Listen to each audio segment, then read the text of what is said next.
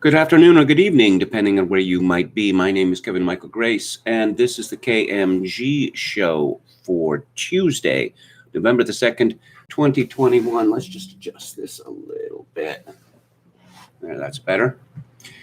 So let's talk about anger. We're also angry these days, and that's a bad thing. Well, it's bad when people on the right get angry. People on the left have been getting angry for a long, long time. And you know what? It seems to work for them.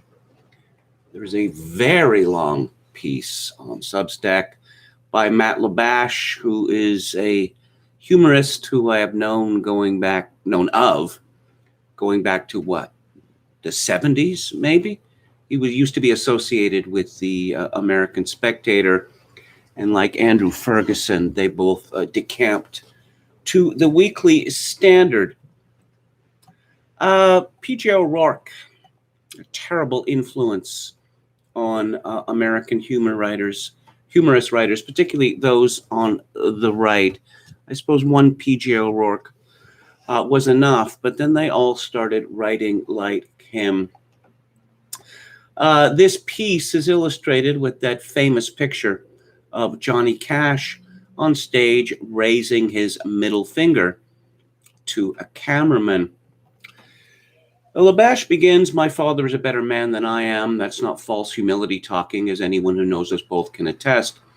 Neither am I trying to suck up to him, to rook my sister out of whatever inheritance might be coming down the line. I've already told him that when he goes, which I've adamantly discouraged, she can have all the furnishings, knickknacks, and personal effects. I'll just take the cash. My dad spent 30 years in the Air Force, making friends all over the world. From Greenland to then West Germany, retiring as a full colonel.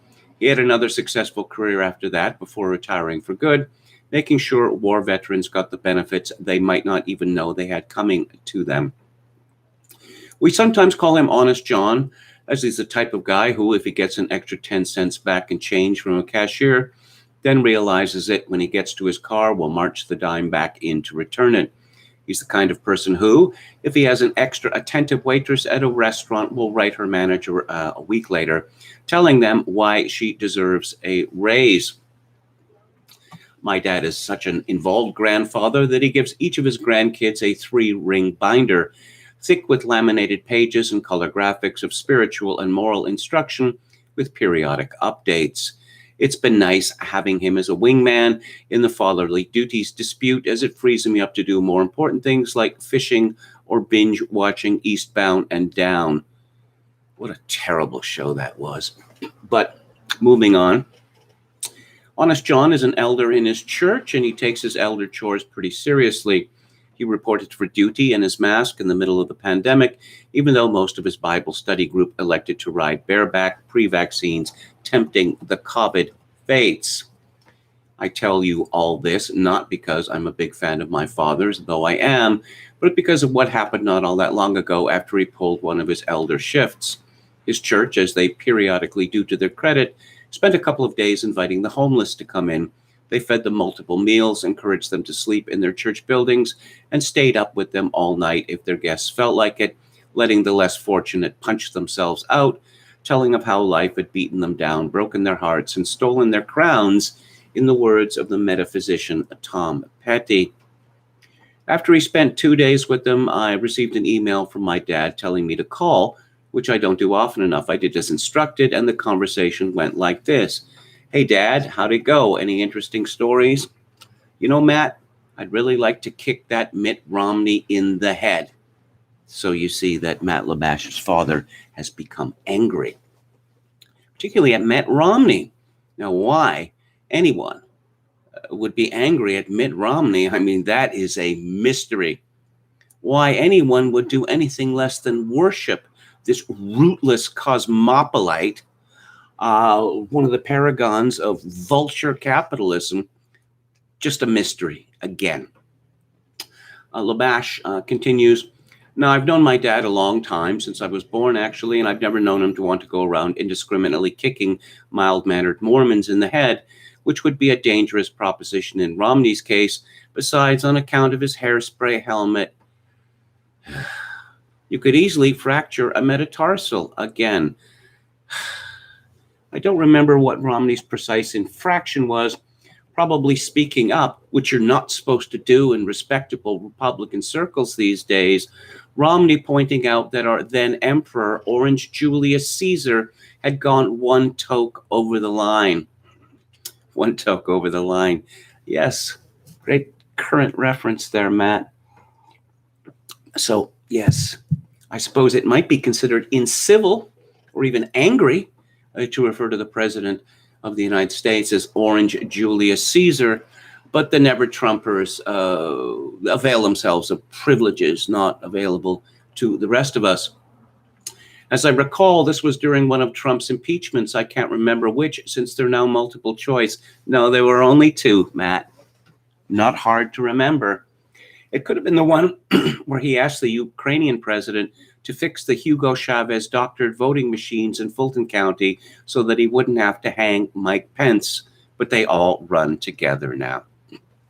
Yes, they all run together to Matt LaMache because he has been furiously angry with Donald Trump since, I would guess, 2015. The point is, my father, respectable military officer, pillar of his church, apple of his grandfather's eye, a half-interested, not terribly fanatic conservative most of his life, had now been seized by the fever, anger fever, as has a good chunk of the rest of the country. Many of our countrymen suffering the same side effects that hyperexia, or a very high fever, brings: dizziness, sweating, rapid breathing, nausea, changes in mental state, extreme confusion. You get the idea. We don't need the polling data to tell us this. We can feel it in the air, but it does. As CNN's Chris Cillizza has pointed out, a recent CNN poll showed that 3/4 of the respondents, 74%, said they were either very angry, 26%, or somewhat angry, 48%. Those numbers are similar to what an August 2020 CNN poll found, with 79% saying they were angry roughly a year ago. Almost 9 in 10 Republicans say they are very angry, including 44% who describe themselves as very angry.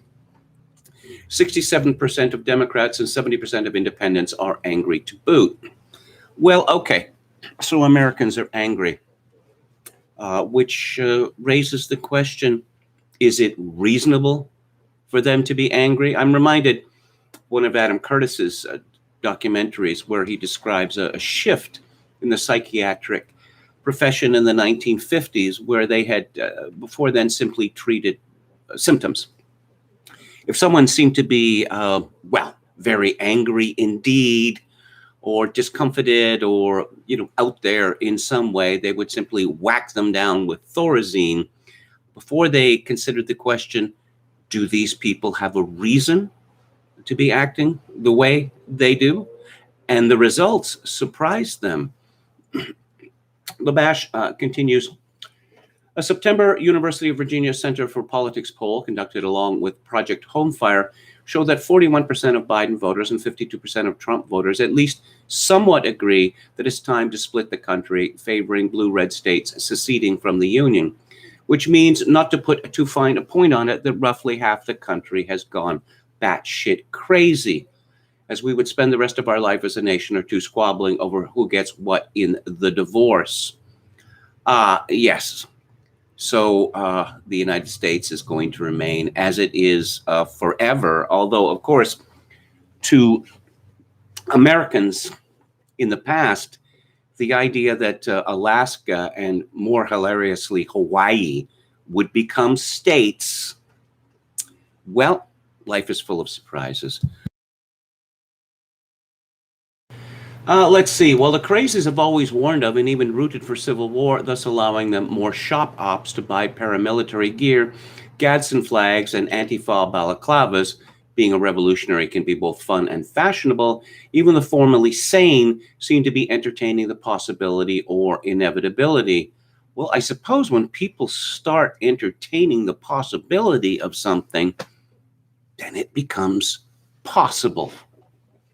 Everyone from the newly minted fire breathers at the Claremont Institute on the right to our favorite bowl-cut-headed documentarian Ken Burns on the left seems to be girding himself for what could turn out to be Sharks versus Jets behind the gym at school. You see, it's a big joke. Let's reference West Side Story here. Was it a big joke in the 1850s? No, it was not a big joke in the 1850s, and it's not a big joke now. But one of the problems of being a professional humorist is that nothing is ever serious to them. Now, someone like P.G. Wodehouse, he'd never dabbled in politics, and so he never embarrassed himself he made fun of Oswald Mosley, but that was pretty easy to do. But Wodehouse, he never embarrassed himself. That you can be funny or you can write about politics. To do both is exceedingly difficult. Oh, and it's not just because Burns's documentary on the coming Civil War, as it happens, will be likely as long as self-righteously punishing as the war itself. Look, you see, again, a lack of seriousness here. All right, this is the sort of thing which I, would be acceptable, I suppose, in a live stream, but not in what purports to be a serious essay. The nation might want to think long and hard about heading to the hills, living rough and eating hardtack, which doesn't pair well with their Some Select Wine of the Month selections. And as patriotic Americans, we should likely keep in mind that all out war could really slow down Amazon Prime deliveries. Yes, you see that these constant pop culture references, they really are mentally disabling, when considered in the aggregate. One of our fundamental problems, Labash continues, of course, is not that people don't care, but started caring too much, just as our politics grew more polarized, meaner, and worst of all, dumber. My professional medical advice for those wishing to reduce their anger fever. I did not technically go to med school, though I did watch a lot of Saint Elsewhere as a kid, is to stop caring so much, not about people, or especially about people who need your help. That is worthy of our concern and attention. Look, yes, as a right-leaning person throughout my life, he writes, a right-leaning person who's taken the view that it's the goal of people like him and parties that he's associated with to lose consistently and graciously. And presented with another outrageous, or what might be thought intolerable, demand by his opponents to say, please, sir, may I have another? Or to wait 2 or 3 years before saying that. Oh, gay marriage, this is an outrage. I mean, it's not even possible for a man to marry a man or a woman to marry a woman. And then we get the conservative case for gay marriage, and we end up with David A. French, another veteran of the Weekly Standard, talking about drag queen story time as one of the glories of American liberty. Yes, absolutely. Absolutely. Drag queen story time is objectively an abomination, but you see, it would be rude and unseemly to stop it. Rude and unseemly. And I don't know what precipitated this, but perhaps we'll go here. Take critical race theory as but one example. I generally think it's insidious and dopey, a racket practiced by charlatans, which largely attracts aspiring charlatans. I've written it up as such in the past, but do we really think our average truck driver, who is now seething mad about critical race theory, has ever met a critical race theoretician in his life? What difference does that make, whether he's ever met one in his life? CRT is all over the place. One has only to go on the internet or watch a television news program or watch C-SPAN, and you will find out all about critical race theory. But what is Matt Labash doing here? Is he making an argument for restricting the franchise to sensible, non-angry people like him? Oh, how many people could explain it in a paragraph or less? I wonder how many people who consider themselves to be experts, smart people, could explain CRT in the left without using so much impenetrable jargon that no one else would understand.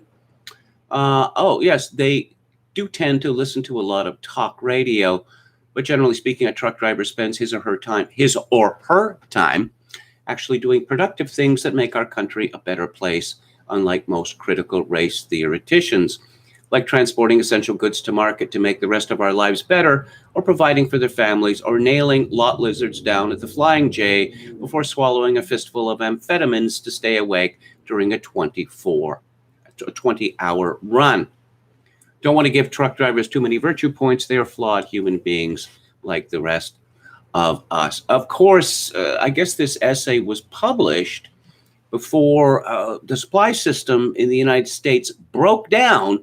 One of the reasons that it broke down is because the state of California, in its infinite wisdom, decided to ban trucks 3 years and older from delivering to containers or collecting from containers. Now, if you were a truck driver, this might be the kind of thing that would make you really angry. No, but anger is a bad thing. It's a bad thing all the way round.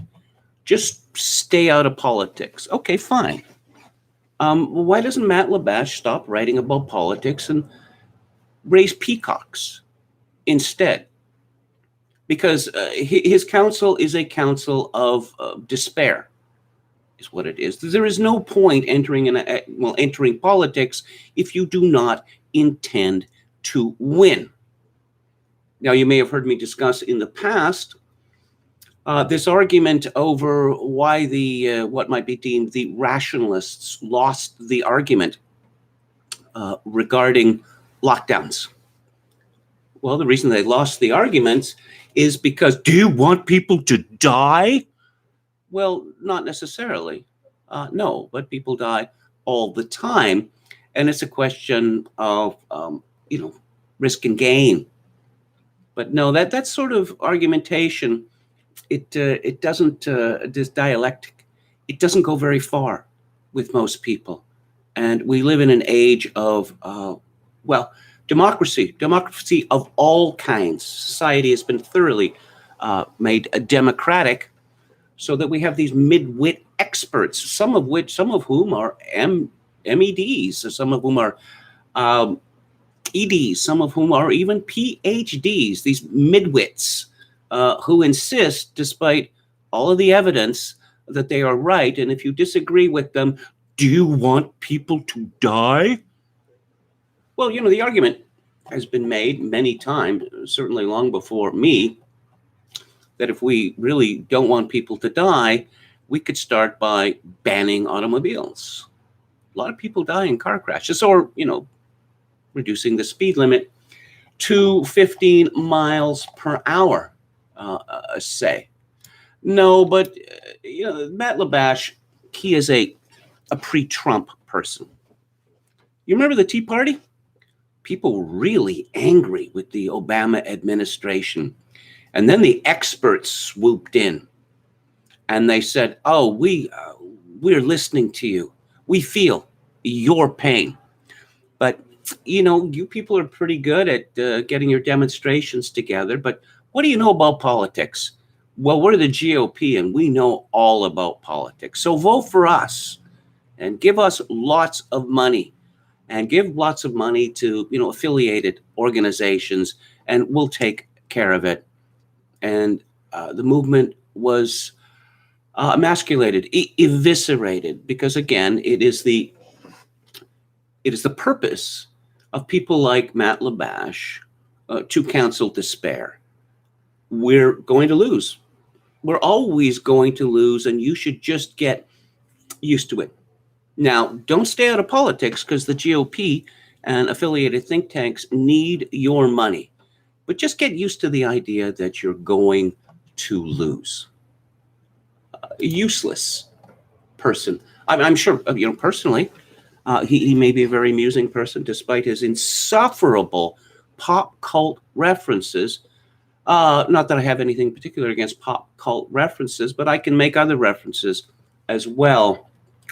Oh, you want to hear about anger? Now, Larry Sabato, which is a name that I know, he's self-described as director of the University of Virginia Center for Politics, author of The Kennedy Half Century. He's been a famous political scientist, analyst for decades. He seems to have lost his mind. He said on, MSNBC, but of course, he said that if Glenn Youngkin wins the gubernatorial race in Virginia, it will be because of white power and accepting lies. Quote, the operative word is race. This is what matters. There's a lot of white backlash, white resistance, whatever you want to call it. We live in a post-factual era, unquote. So if you support this rather mild-mannered fellow, Glenn Youngkin, this is indicative of you living in a post-factual error. And more on the subject of anger from the Washington Post. Joshua Klein and Breitbart. Republicans create phony issues such as critical race theory, there it is again, to enrage Americans. Yes. So paying money in property taxes, so to send your children to public schools where they will be taught that white people are evil, that they have always been evil, and they will always be evil. How on earth could that enrage people? But according to a recent Washington Post piece claiming conservatives encourage thuggery and must show a willingness to be rude and crude in order to establish bona fides, with right-wing criticisms of friendly old Uncle Joe Biden deemed almost incidental to the pleasure in flouting norms of polite behavior. The essay, titled The Party of Thugs and published by Post columnist Paul Waldman last week, began by claiming the GOP has become even more of a party of thugs since President Biden's election. Now, friendly old Uncle Joe Biden, anyone who has followed American politics with any degree of closeness, and I have done so for many decades, knows that Joe Biden is not friendly. He was not friendly when he was a younger man, and he is not friendly now. He is one of the nastiest men in politics and has been since he entered the Senate in, 1973 or 1975? I forget which. But you see, oh no, how could anyone be against Joe Biden? Well, I could come up with many, many reasons. Well, that I mentioned a few days ago, which the regime media decided to ignore. That Joe Biden is a real champion of women's rights, regardless of his personal behavior in this regard. But in reaction to the phony rape crisis in America, the 25% figure, he said that the presumption of innocence should be eliminated in cases where men are accused of the sexual assault of women. Yes, Joe Biden actually said that. That's just what a, regular, normal sort of guy he is. Waldman also criticized conservatives for a recent popular Let's Go Brandon slogan, which originated, we know how that. It's sort of like when a newspaper writes F dash dash dash, the meaning has been communicated, but the paper can't say it didn't actually swear. He wrote, yes, and? Deeming the recent acceleration of anger directed at Biden on social media striking, he claimed the president became the choice of Democratic primary voters in 2020 precisely because they believed he would be the least offensive candidate in the eyes of independent and even Republican voters. No, that's not how he became the choice of Democratic primary voters in 2020. He didn't win in Iowa. He finished 5th in New Hampshire. And then the party grandees decided to get the black people in the South to vote for him. That's how he won. And that's the only reason he won. But no, it's people like us who are angry. See, when they fly off the handle and start screaming F Trump and the like, they're not angry. They're righteous, you see. There's a world of difference. Oh, what do we have here from the Washington Post? Glenn Youngkin's repulsive final push reveals a dark truth for Democrats. Oh, when McAuliffe said that parents shouldn't determine what their children are taught, or that there are too many white teachers in Virginia, nothing controversial about that. Let's go to the chat. Hello to a Tricky Who, Palpicasso 88, Dan Anrun, Edie Wolf, Dawn from Beyond, Emma Kelly's Earth, William Hicks notes my reference a little dated, I suppose, not as dated as Labash's Public Image Limited. That name comes from a novel by Muriel Spark, which was published in the late 1960s, about the pressures of fame, set in Rome. It's really quite good. Hello to Chogokin666, Palpicasso 88, who says, went to see Dune today. Despite being double jabbed, I was told I had to wear a mask during the movie unless I'm eating or drinking. I said no thanks and left. Anrun says, good for you, Canada, the biggest open-air asylum in the world. Again, for Chogokin666, don't name your sons after sporting goods.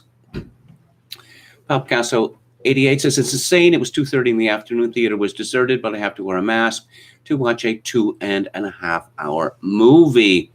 Yo Mama says, let this be the last Cripsis cast. I'm making progress on this, and I'm looking forward to, let's see, a breakthrough by the end of the week. I know I've said that before, but I don't want to see this. The problem that I have is I have an established base here. It's not a very big one, but it's established on YouTube.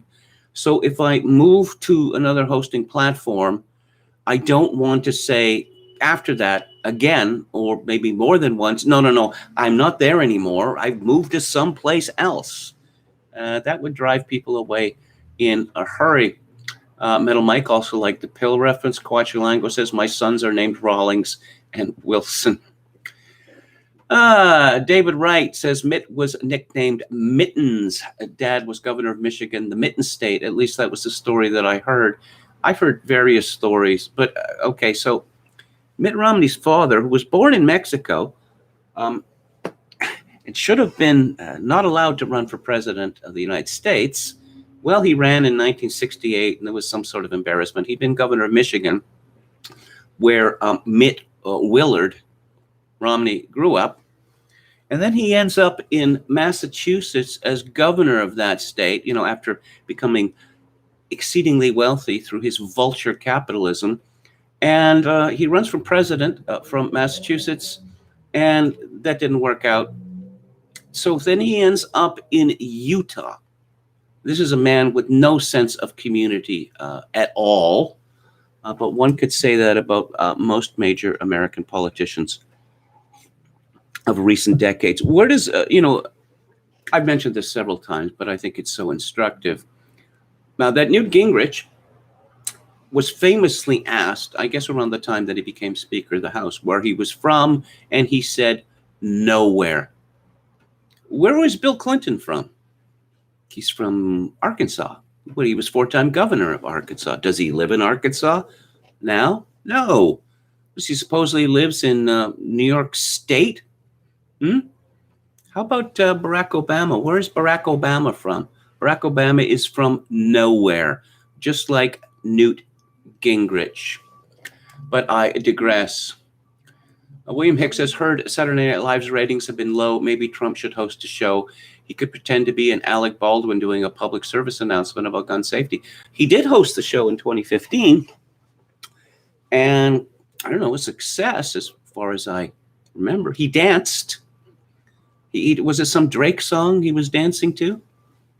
And then, of course, everyone had to apologize, especially Jimmy Fallon. Oh, you were friendly with Donald Trump on your show.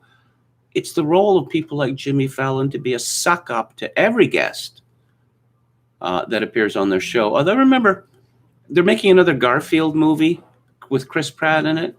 Well, there was a Garfield movie not that long ago, and Bill Murray was in it. And I remember seeing Jon Stewart give, what's her name? the woman, Jennifer Love Hewitt, a really bad time on his show. And I thought she was going to burst into tears. And the argument that he was making was that she was getting paid a lot of money for trash. And then Bill Murray comes on to plug the Garfield movie, and Jon Stewart does not lambaste Bill Murray for making a lot of money making trash. Okay, I would watch that episode of SNL, says Metal Mike. Is that a Tattersall Paytan on the sport jacket? It's some sort of hunting thing. This is what they call a hunting jacket. I'm very angry because I saw today that K-Stew, a.k.a. Gene Seberg, a.k.a. Princess Di, is off the market, says Anne Run. Yes, the potato-faced lesbian miserablest, as I call her, Gene Seberg, indeed. Who's she going to play next? Lee Remick? Grace Kelly? Am I alone in finding Ken Burns insufferable, says Palmcasso88? I don't think you're alone in that. Emma Kelly-Zer said, Representative Howard W. Smith of Virginia tried to stop Hawaii from becoming a state, but he couldn't hold back the tide in the end. Hello to Jonathan Ferguson. That's a new name. Mencken did it pretty well with regard to mixing humor and politics. No, that's true. Chogakin 666, Art Bookwald. I don't know that, he was not bad at all. I don't know that his stuff stands out, that holds up all that well today, because of dated references. Chad Chadson, our valiant moderator, thank you for your service, says, I wonder what they're going to do with Oswald Mosley in the new Peaky Blinders. I think we can guess. Hello to Kyle Free and Dawn Willis. The pudding bowl haircut. It's a bad idea. Always a bad idea. No sleep. Hello to Yo Mama. No sleep to No Breeze with PA says there's a different energy when irony bros use it to sneak in a taboo subject versus millennials who use it to downplay a genuine heavy topic. Dan says as if any kid would choose to watch St. Elsewhere. I don't know. It could be he grew up in a family with one TV, which was fairly common at one point. And maybe there was a family tradition of people sitting around watching St. Elsewhere. I watched a lot of episodes of L.A. Law. In my defense, I can say, well, it was a chick thing, My girlfriend loved L.A. Law. So I watched a lot of episodes of L.A. Law. Also, Law and Order. L.A. Law was just, stupid. Ooh, lawyers are so glamorous and they're constantly getting into danger. Are they? Lawyers? It's not like, driving a truck or being a farmer or a logger. Also, they're always having these tremendous ethical dilemmas. No, they're not. Not at all.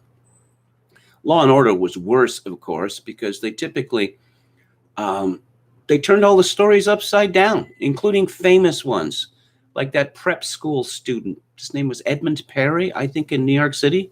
And I think it was him and his brother. They decided to jack an off-duty cop just outside, Columbia, up in the Heights there, New York City. And he got shot to death for his trouble. And he became a national hero, a national martyr, and then a brave reporter, I'm sorry, I can't remember his name, actually looked into it and discovered that despite being of all these advantages and being sent to an exclusive prep school, he was a thug. I guess he felt that he was not being authentic, hanging out with rich white kids. So he decided to hang out with boys from the hood, and it ended up very badly for him. William Hicks says, hey, Kevin, it takes one to know one when it comes to CRT experts. Quachalango says, yo, Josh Randall, KMG, talking about you. Don Willis says, I don't hate Ken Burns. I've enjoyed some of his productions, but I'm no devotee. Don't want to know what he thinks. Anger is an energy, says Chogakin 666. Hello, Dionysus. Yo Mama says, for what it's worth, as late as 2007, he had to basically be shaken down to throw in a Hispanic vet and an Indian vet into the war. Dionysus says, smoking will kill you. Well, life will kill you, actually. Has he done one yet on the Stonewall riots or other alphabet people stuff? How many Stonewall documentaries has PBS done?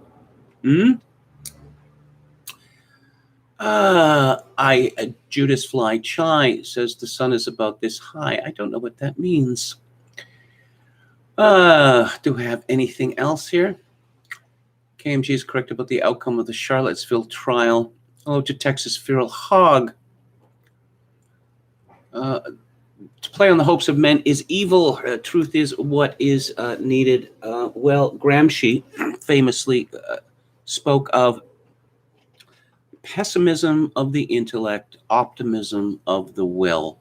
And I think that is an excellent balance. Hello to David Wright. Yes, and no sleep reminds us that thing isn't happening, and it's a good thing that it is. KMG used to do cool things like getting high, says I, Judas. Never gotten high in my life. Never. Not even once. If you don't believe me, you can ask anyone who has known me.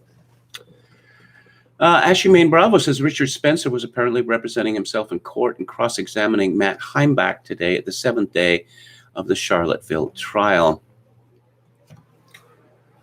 Okay. Red Sulfur is not sanguine about, how would I say, the honesty of the Virginia vote. I know a lot of people agree with him. Emmett Kelly's Earth says Biden is insufferably arrogant and condescending. He's constantly, he's made a career of this over decades about lashing out at people who he meets on the campaign trail. You just don't do that. But no, he's just such a nice guy. And of course, he traded off his first wife's death. Well, he traded off that for decades, and he's traded off his son Beau's death, or Joseph Jr., or the third. He's traded off that for how long? A decade? Waving the bloody shirt. Despicable in politics. Dionysus says the only people I expect on the right are Ramsey Paul, KMG, BAP. Well, thank you for your kind words.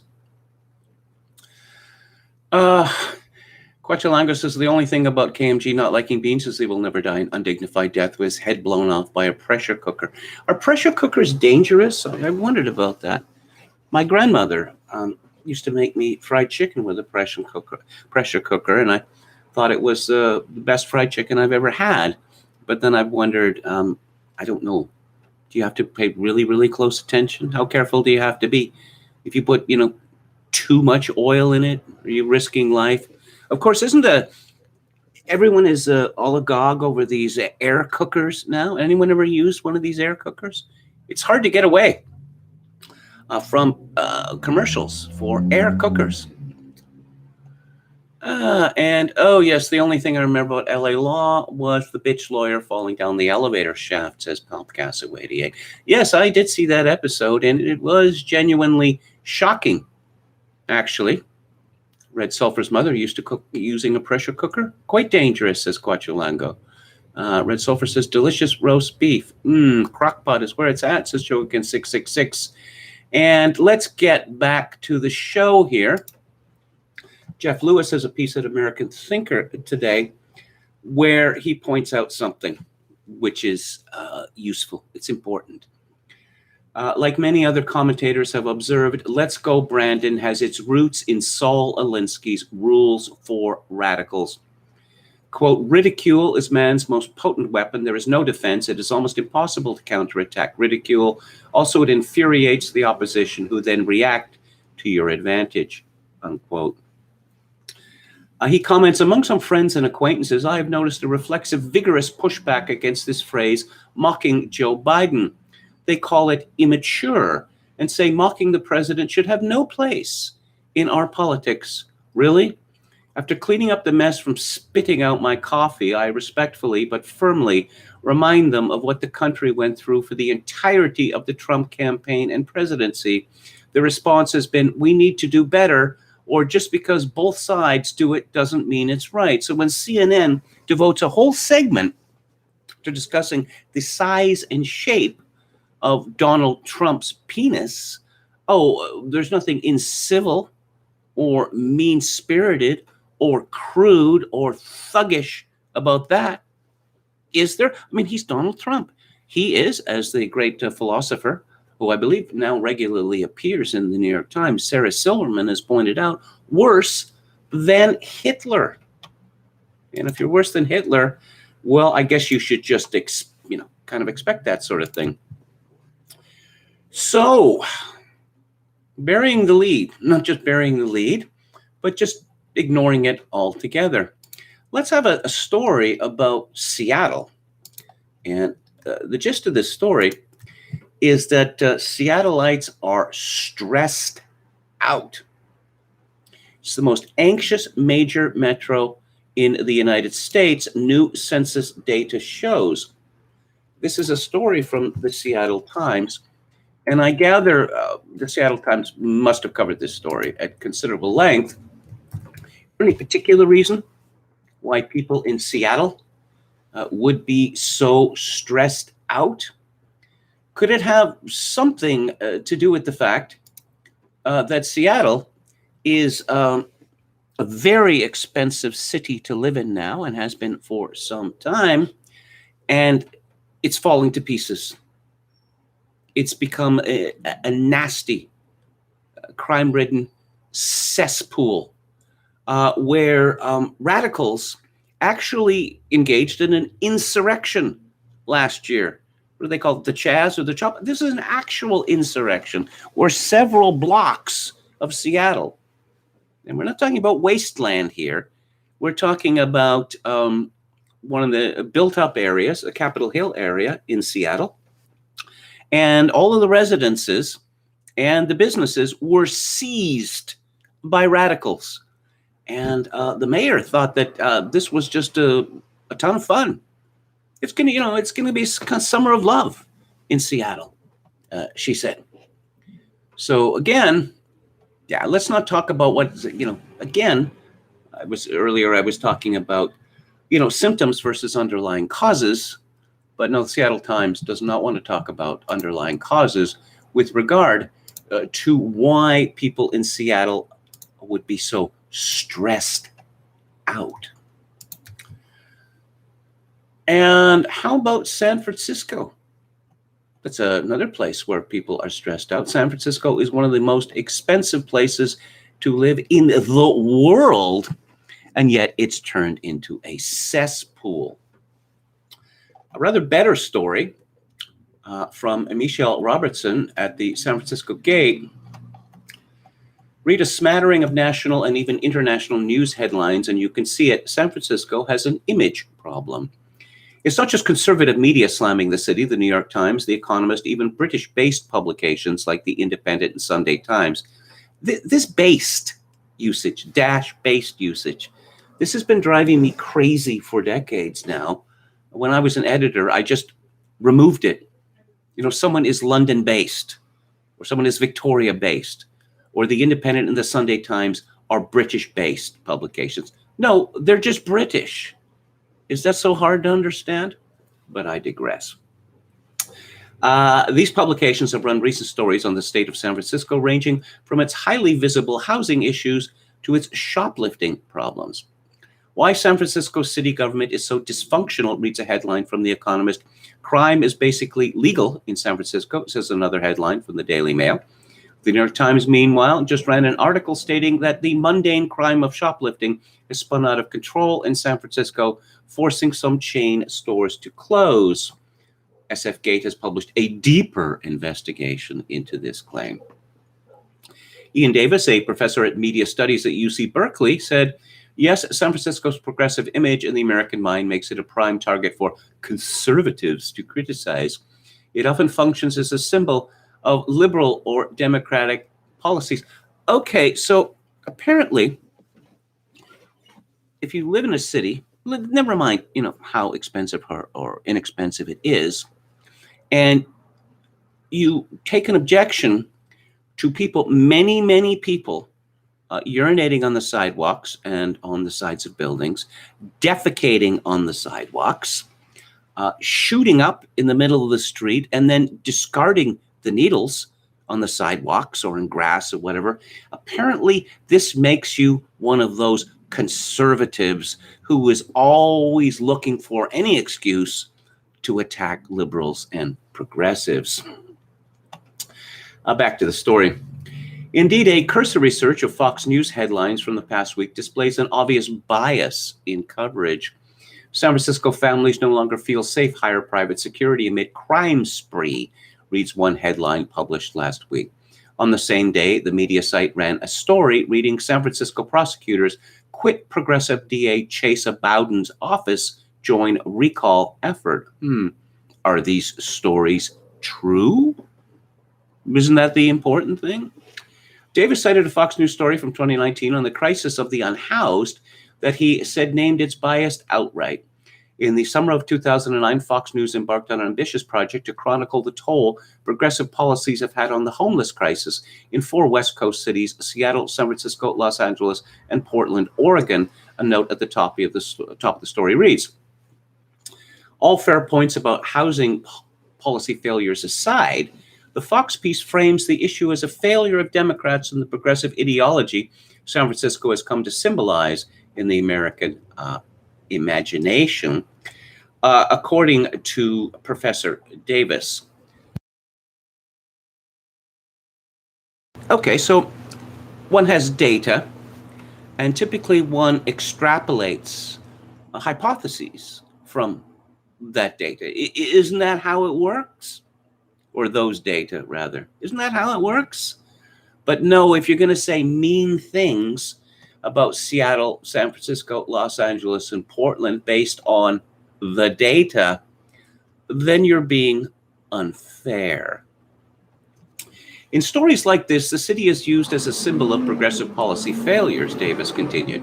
The city is a character in a narrative that confirms the correctness of conservative politics. Selective quotes also permit the reader to see the problem of the unhoused through the eyes of those inconvenienced and made uncomfortable by the scary people in the streets. Inconvenienced and made uncomfortable by the scary people in the streets. What is Professor saying here? Those wusses who live in San Francisco need to man up? Is that what he's saying?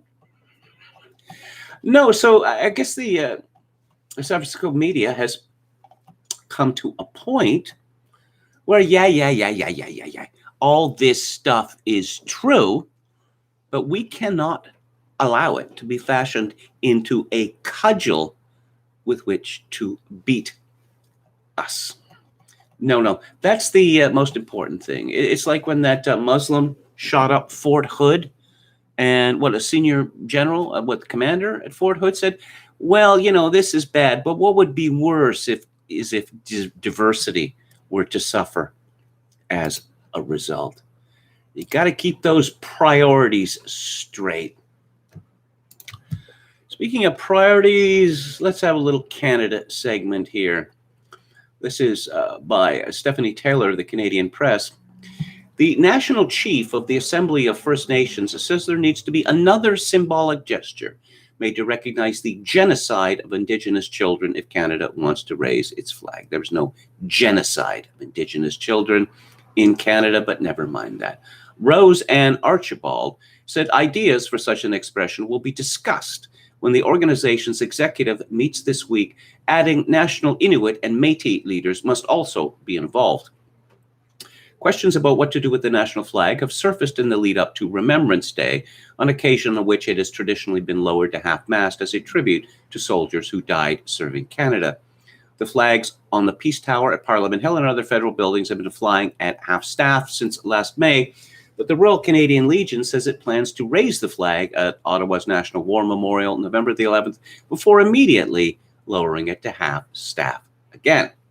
Prime Minister Justin Trudeau requested the lowering of the national flags. Well, he ordered it, actually, after the unpronounceable nation announced ground-penetrating radar detected what are believed to be the remains of 215 Indigenous children at a former residential school in Kamloops, BC. Oh, believed to be. Why don't they do an exhumation? They're not going to do that. They've already said they're not going to do an exhumation because it would be disrespectful. Okay, so how do we know what's under there? We know that this radar technique shows disturbed ground. We were told 215 children as young as 3. Really, why would a 3-year-old be in an indigenous school? No. School started at 6 in those days. Weeks later, the Cowessess First Nation near Regina revealed it found 750 unmarked graves. They were not unmarked. You cannot just raise the flags and replace it with nothing, Archibald told the Canadian press in an interview Saturday. I have no idea what she's talking about. That to me is a great dishonor and would be a great dishonor. It would be hurtful for all the children we have yet to find. Hurtful to dead people, would it? Open air asylum, indeed, that is what Canada has become. As I've suggested, Justin Trudeau should just drop the pretense. Actually, I made a prediction about this, 3 or 4 years ago, that Trudeau would eventually apologize for the existence of Canada itself, and that is now what he has done. Just run up the white flag of surrender and be done with it. And here's a more recent story on this, again from the Canadian press. Prime Minister Justin Trudeau says he is confident a solution will be reached to allow Canada to honor its war dead on Remembrance Day by lowering the flag to half-staff. Oh, a solution. So what he is saying is that the Indian leaders, including this Archibald woman, which is an AstroTurf organization, which was founded and funded by the federal government. Yes. So this Archibald character has the plenary power to determine how Canada will honor Remembrance Day. Just to explain to foreign listeners, our national holiday, our generic national holiday, Canada Day, on July the 1st, has been a celebration of the immigrant for decades now. To traditional old stock Canadians, patriotic Canadians, if you will, November 11th, Remembrance Day, became the true Canadian national holiday, and Trudeau has decided it must be wrecked, because that's the kind of man he is. And, oh yes, conspiracies. Don't you just hate them? Well, they don't exist, right? This is a piece by Stephanie Taylor in the Canadian press. Elections Canada probed, how many Canadians have a conspiracy mindset? Questions about conspiracies allow for a better understanding of what can trigger distrust toward electoral administration. Elections Canada spokeswoman Natasha Gauthier said in a statement, adding the COVID-19 pandemic has caused significant social and economic changes, including in the realm of election administration. Looking at mistrust in general also helps us better understand what sorts of information and communication approaches can be effective in instilling trust in elections. Well, trust in Canadian elections, apart from choosing party leaders, there's been no issue of this. To the extent that we make the mistake of the Americans in moving to mail-in ballots, absentee ballots, then the trust is going to erode. There is a high trust in a system, which we've had in Canada, well, since forever, when people show up on election day and they use paper ballots and vote in person, and the votes are counted that evening, and a winner can be declared with great, great confidence before midnight. Yes, that's the kind of election system that people trust. But yes, apparently, let's see, 17% of Canadians believe that the government was trying to cover up the link between vaccines and autism. 30% thought new drugs or technologies were being tested on people without their knowledge. 40% of Canadians subscribe to thinking that certain big events have been the product of a small group that secretly manipulates world events. Andrew Bridgman, a lead researcher on a project which tracked the spread of false and misleading information during the campaign, said putting an exact number on how many Canadians believe in conspiracies is tough because it comes down to how that is measured. See, the planted axiom in this story here is that conspiracies don't exist. Conspiracies do exist. Conspiracies have always existed. We can go back to the ancient world, the conspiracy of Catiline, the conspiracy to assassinate Julius Caesar. We can go back to more recent history with the invasion of Iraq, which was based on a conspiracy between Britain and the United States that Saddam Hussein had weapons of mass destruction and that he was somehow involved in the 9/11 attacks, and neither of those things were true. We go back to the conspiracy in the United States to hide the fact that Edith Wilson was running the American government for, 18 months or something like that, while her husband, Woodrow Wilson, was incapacitated by a stroke. We could look at, the last 6 months, or 9 months of FDR's life, where he was a walking, breathing skeleton. He was kept out of the public eye because there was a fear that he would not win a fourth term if people if the Americans knew how feeble he was. Many such examples. How about MK Ultra? Well, there was a conspiracy for you. How about the Tuskegee syphilis experiment? Do you think that the United States government was telling the world that it was deliberately infecting Black people with syphilis and then not treating them just to see how that would work out? Conspiracies are real, and anyone who professes, contempt or disgust of conspiracy theories is not being honest with you, because all of these people know that conspiracies exist. So, yes, one final Canadian story.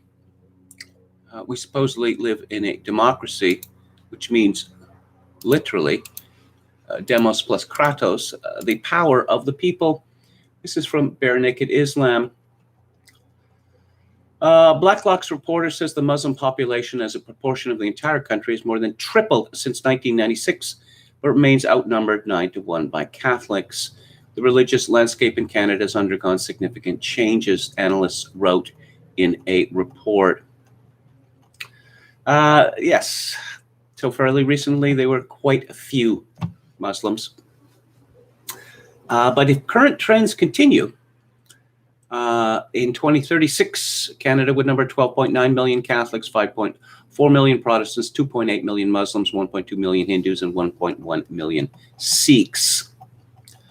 Now, were the Canadian people asked whether they wanted the Muslim population to triple? Were they asked whether they wanted the Sikh and Hindu populations to triple? No. No, they were not asked, because if they were asked, they would have said no. But that's not how politics works in my country. Interesting to look at this from a political point of view.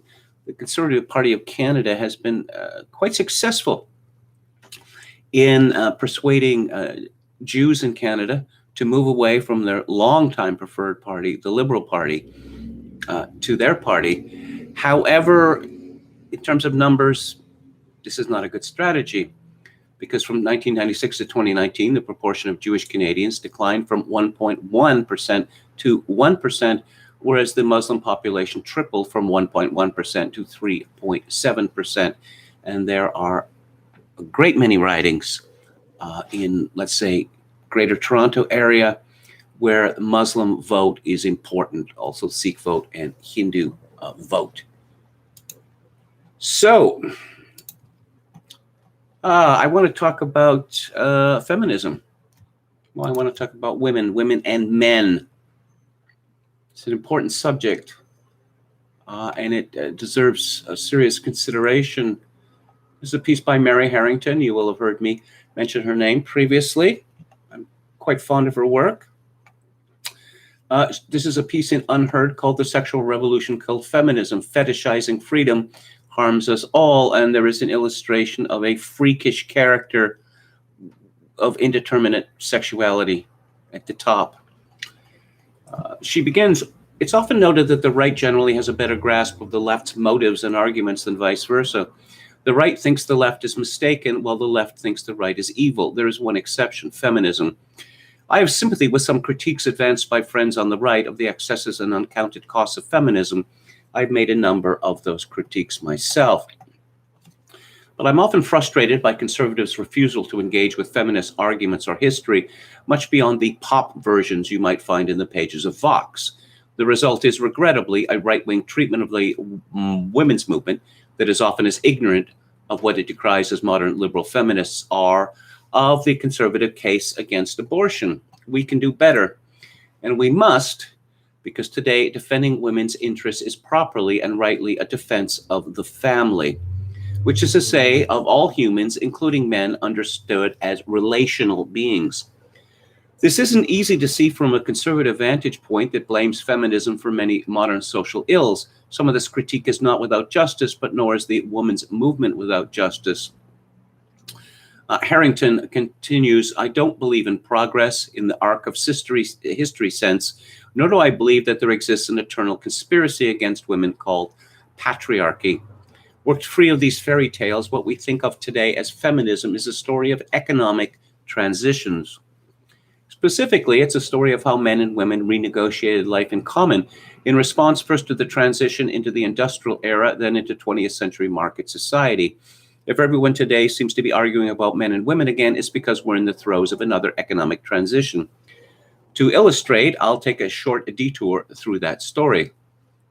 Of course, this is complex and varied by factors such as class, race, and geography. But since what we think of feminism today is mainly driven by bourgeois white American women and serves their class interests, I'll focus on their story. At the beginning of the 19th century, America was mostly agrarian. The typical American matron was a disciplined, skilled, devout individual who worked alongside her husband in a productive household. She processed raw materials and foodstuffs produced by male family members into meals, clothing, and so on, usually while caring for multiple children. The patriarchal legal system of coverture, which subsumed her legal personhood and property into that of her husband, rendered her technically a subordinate class of citizen. It also served to shield her from market pressures. By the end of the 19th century, though, America was more industrial than agrarian. Families were smaller. Work took place outside at the home, forcing a much sharper split between sex roles. In the new private household, the bourgeois woman was more economically dependent than her agrarian grandmother. Her main activities were the education of children, the management of servants, and the consumption of goods produced elsewhere. She may have been more materially comfortable, but this woman had in many respects less agency than her foremothers. This prompted a frenzy of debate about sex roles. Some women moralized the new feminine role. They framed the house as sanctuary from competitive life in America's capitalist economy and the non-working bourgeois housewife as its guardian. Her task was to tend this sanctuary and to shape the children whose ability to flourish in industrial society depended on having the right moral and intellectual education. This was the so-called cult of domesticity. But it takes a while for social norms to catch up with changing material conditions. The old legal system of coverture still existed. Women had lost their agency in the agrarian productive household and as yet acquired no other kind. The result was an economic and political helplessness that resulted in some deep injustices. It was this imbalance that drove the first feminist campaigns for property ownership and enfranchisement. Fast forward a century. Labor-saving devices and booming consumerism have shifted society once again. This set off another round of renegotiation between the sexes as to the proper division of roles. Phyllis Schlafly observed that women were liberated more by the washing machine than feminism. And for bourgeois 20th century housewives, labor-saving devices combined with an increasingly atomized, individualistic social order to trigger a renewed search for agency, this time within the workplace. I take this detour into women's history, Harrington writes, to illustrate a core underlying argument. In each case, sex roles have been renegotiated not by some abstract process of moral advancement, but in response to changing material conditions. And in each case, this has been necessary because social and legal norms change more slowly. So what about the central event in 20th century feminism, the sexual revolution? I come to this separately because in my view, the sexual revolution was not the start, but the end of feminism. In its 19th and early 20th century incarnations, the women's movement sought a positive renegotiation of sex roles for prevailing material conditions, but in the interests of life in common. But feminism in this sense ended in the 1960s. It was killed by the twin technology shocks of contraception and abortion. Up to that point, the women's movement encompassed both women who understood personhood in the context of family life, women as relational beings, and those who argued for women to be treated primarily as individuals, irrespective of the givens of sex or relational obligations. Medical control of fertility constituted a fundamental material change to this debate. It enabled the final victory of the individualist side. I would just break in here to say that there was something else going on at this time. You know, you may have seen the myriad of connections which have been discovered between the feminist movement and the Central Intelligence Agency. Now, there used to be something which lasted in some places to the 1970s called the family wage. If you were a married man, you would be paid more than a single man, even for working the same job, even assuming the same level of capabilities. If you were a married man with children, you would be paid even more on the basis that you needed more money in order to support your wife and children. Now, capitalism had a problem with this. The problem is that this family wage made it possible for men to support women and children and live a pretty decent life. And so American society, post-World War II, was characterized by high wages and powerful workers. And the capitalists decided they would not stand for this. The solution? Well, there were two solutions, one of which was a long-term project to destroy American unions, but another one was more successful from the beginning, which was to get women in the workforce. That bad men are keeping you out of the workforce, that the workplace is wonderful. The office is like a second home for you. All the friends you'll make, all the fun you'll have. And what about that extra money in your pocket or in the family bank account? Well, it didn't work out that way because the eruption of women into the American and other workplaces led to a catastrophic fall in male wages, particularly male wages, working class male wages, which I believe in the United States have not really advanced when inflation is taken into account since 1970. It could be argued that they have fallen since 1970. But the other bonus for the capitalists, more consumption. That a woman working, full-time, well, her man, boyfriend, husband working means that the home life is going to suffer. That there are not going to be so many meals made at home because there's no time to make the meals, and often the wife, who was typically the person who would make the meals, is exhausted or fed up.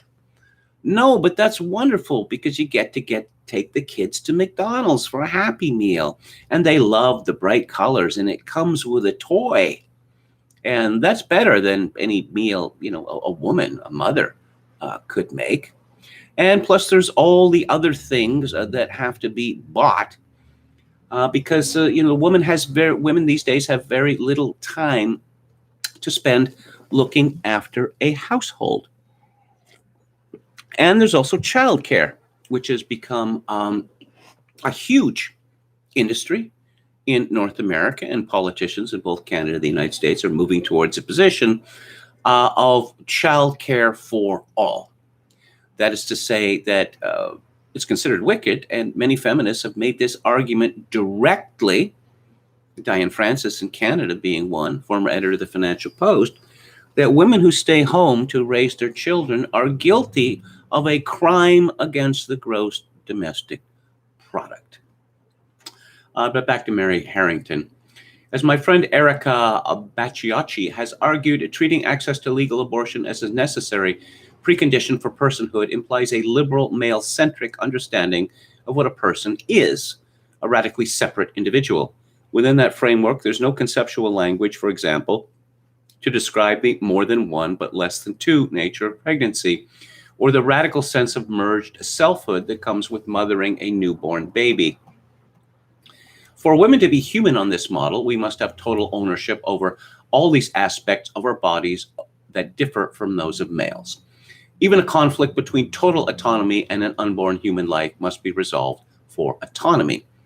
There exist feminist thinkers who contest this, but they have been marginal since the 1960s. For the mainstream, the entrenchment of this radical bodily autonomy in law as a baseline for human personhood signaled a conclusive defeat of relational feminism. Instead of calling for both men and women to embrace a human duty to be dependent others, we embraced a supposedly empowering pursuit of universal desexed radical individualism and outsourced care to the welfare state. Received Opinion Today frames this shift as a victory. Conservative critiques of feminism usually boil down to enumerations of its uncounted costs: the meltdown of family life, the tiny infants in daycare, the degradation of sexual intimacy, the collapsing fertility rate, and so on. But we need to understand that what we're fighting is not feminism properly understood, but something I've characterized elsewhere as bio-libertarianism.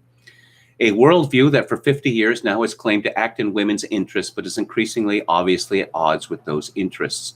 It's a worldview that believes human freedom necessitates radical unmooring from the givens of our bodies.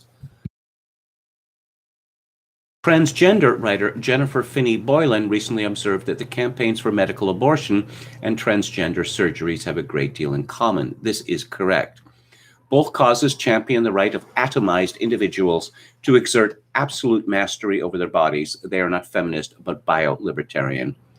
I disagree with Boylan only on whether this is desirable, because conditions have now changed again, and our norms and laws haven't caught up yet. Bio-libertarianism causes what may have appeared in women's emancipatory interests in a broadly democratic consumer society. That era retained some shared social and cultural norms, along with a sincere belief that things could go on getting better, richer, freer, more comfortable forever. As such, working loose those old-fashioned social norms and physiological givens seemed an unalloyed good. That world is gone. There are no shared norms. We're past peak oil, living standards are falling, so is life expectancy. Variously, in the name of economic progress, digital disintermediation, COVID, net zero, or the Great Reset, the middle class is being methodically cannibalized to shore up the 1%. Pluralism has birthed a Hobbesian moral anarchy, held together only by the technologies that mediate our meme wars. This is the new normal, and it's not going away. Against this backdrop, the interests of men and women no longer align with the bio-libertarian agenda of mastery over the body. And this brings me to the three main types of response I noticed to the new tension between emerging conditions and our legacy social and cultural frameworks: trads, cads, and rad fems.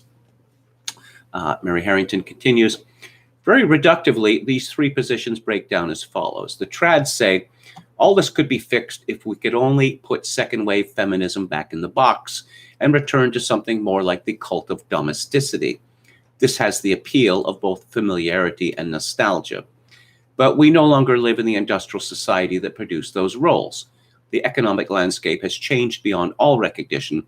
Arguing over the merits of those changes won't reverse them, and today's reality is that the trad argument is pure fantasy fiction for the millions of 20-somethings who can barely make rent, let alone support an unwaged carer for little kids. Nor is the sexual revolution going back in its box, a fact that today produces cads of both sexes. Men and women who have internalized the radically individualist bio-libertarian belief that sex is merely a fun leisure activity that can be managed via contract theory. Among high-status men, this looks like Tinder hookups summoned as casually as a Deliveroo pizza. For the less fortunate, it looks like the embittered life of a porn-sick incel. Among women, the same dynamic looks like classes for college freshmen and how to launch yourself on OnlyFans, like consenting reluctantly to violent or degrading sexual practices in the hope that it will make a boy like you enough to hold your hand in public. For both sexes, it means an interpersonal landscape marinated in pornography, actively hostile to intimacy, and governed by a false belief that male and female sexuality are the same. Under its rubric, the pursuit of pleasure becomes a degraded search for thrills, one which leaves both sexes numb and jaded, scarred by having traded in love for violence. You know, you can see a Pareto distribution here. Now, it wasn't going to be true that every man was going to find a woman or vice versa, but the old sexual morality worked towards this as a goal. Under the new sexual morality, you have the 80-20 distribution. 20% of the men are getting 80% of the women, and 80% of the women are getting 20% of the men. The cads have accepted this situation and resigned themselves to just scavenging whatever kicks they can get. Others revolt against this nihilistic nightmare for calling for the reimposition of power in the interests of a final victory for one sex over the other. In this sense, radfems, in fact, encompass both feminists and anti-feminists. They have a surprising amount in common. Radical feminism is a rich and fractious tradition, Harrington writes, that I clearly can't do justice to here, but its contemporary inheritors take for granted the individualistic liberal anthropology I have described. The anti-feminism that opposes this view is just as individualist. It simply prefers not to extend selfhood to women. Both believe in the same patriarchy. They differ only on its merits. Both are similarly hostile to interdependence. Both of these groups, in different ways, argue for the use of power to settle the war between the sexes in either for or against the patriarchy. These groups are both wrong, because patriarchy doesn't exist either as a good thing or a bad. What does exist, has always existed, is the ongoing negotiation between men and women over how we can best live together in the world as it is. And we are in the throes of renegotiating now, for the age of abundance is over. Neo-feudalism is already here. It's underwritten by an emerging biosecurity state that disciplines and surveils our bodies, even as it proposes to terraform our souls. It would deregulate human nature itself, open up our bodies as markets for biotech, applaud males for embracing a surgically feminized gender identity, while rebranding females as gestators, chest feeders, birthing bodies, or just uterus havers. Men and women face this disunited, no longer sure how to live together. Family formation is collapsing. Antinatalism is hip. Millions of young people are trapped in a hell of transactional sexuality, ordered not to love or meaning or the future, but to bear squalid, hyper-mediated commerce. The pursuit of freedom is not just delivering diminishing returns. It has long since turned against women. It is now turning against life itself. What we need to face this challenge is not more freedom, it's more and better obligations. That means for feminists a reckoning with some of the unpaid debts of the age of emancipation. It also means that we've run out of road for the kind of movement that seeks to pry women free of our fathers, brothers, husbands, and sons. To respond, first and foremost, we must stop treating the question of family as a women's issue. It's a human one. And we need to accept that men and women are equal in dignity and personhood, but different in physiology. The core question is how we reconcile our interests. At the center of this is how we understand marriage. The 20th century consumer society trivialized and individualized marriage as a vehicle for personal fulfillment. That no longer works. But marriage does if we pry it free of the patriarchy baggage and treat it as the first and most common step in a fight back against radical atomization and for life and in common. At the bigger scale, we must fight for policies that support this, that defend the human body against enclosure by biotech, human interiority against enclosure by digital transparency, human desire against enclosure by the sex industry, that defend children against enclosure by reproductive health care or identity medicine, that support family formation, incentivize solidarity in marriage, and proactively seek to shield the domain of human intimacy from the market. To those of my feminist friends, Harrington writes, about to denounce me as a reactionary, I say under current conditions, defending women means defending the human. And if you do that, people are going to call you reactionary. A feminism fighting back against the bio-libertarian nightmare must center embodied care and dependency. Marriage has the power to convene radical loyalty in the interests of life in common. For a feminism that centers care, this is self-evidently a good thing. So here, the interests of 21st century feminism converge with those of conservatives. Such a feminism also defends human nature and the body against technologies that would remodel us in the name of utopia. Commercial surrogacy, transgender medicine, and experimental human-animal chimeras are just the start. Resistance requires a willingness to reopen the question of those embodied ways in which men and women are different. Here, too, the interests of feminism converge with those of conservatives. To those well-meaning progressives who argue you can't be a feminist and not be for freedom, I say, wake up. The agenda you ushered in is now the stuff of nightmares. To those on the right who say feminism got us here, you've made your bed, ladies, now lie in it. I say, I get where you're coming from, but don't be stupid. You might enjoy watching trans activism abolish sex dimorphism to own the feminists, but the ideology is coming for your kids too. At its best, conservatism has always been pragmatic. It seeks the eternal good, not from nostalgia for bygone days, but from where we are. We can't go back, but the future doesn't have to look like a nihilistic hell or like the final victory of one sex over the other.